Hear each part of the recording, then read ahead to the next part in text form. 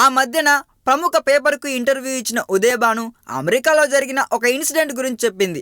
ఒక ప్రముఖ సింగర్ తనను ఒక ఈవెంట్లో అవమానపరిచిందని, కనీసం స్టేజ్ మీదకు ఇన్వైట్ కూడా చేయలేదని, అలాగే తను స్టేజ్ మీదకు వెళుతుంటే ఆ సింగర్ తాలూకు ఆర్కెస్ట్రా వారు సాడ్ మ్యూజిక్ ప్లే చేశారని చెప్పుకొచ్చింది. పేరు చెప్పలేదు కానీ ఆనాడు తన కంటనీరు వచ్చేసిందని ఉదయభాన్ చెప్తే అందరూ ఆశ్చర్యపోయారు.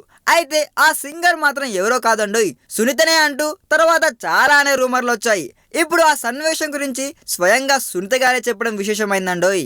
ఆ మధ్యన ఒక పేపర్లో ఉదయభాను చెప్పింది నా గురించే అని నాకు అర్థమైంది, కానీ తాను నన్ను అపార్థం చేసుకుంది అంటూ తన ఎక్స్ప్లెనేషన్ ఇచ్చింది సునీత. చూడండి, అది నా ప్రోగ్రామే అనేసిన సునీత అయినా తనని నేను ఏమీ అనలేదంటూ స్వీట్గా చెప్పింది. ఉదయభాను ఆర్గనైజర్లు పిలిచారు, నేను పిలవలేదు కాబట్టి ఆమెను స్టేజ్ పైకి రమ్మని నేనెందుకు చెప్తాను. ఇక నా మ్యూజిక్ టీం ఆమె వస్తున్నప్పుడు ఏదో సాడ్ సాంగ్ వాయించాలని చెప్పింది.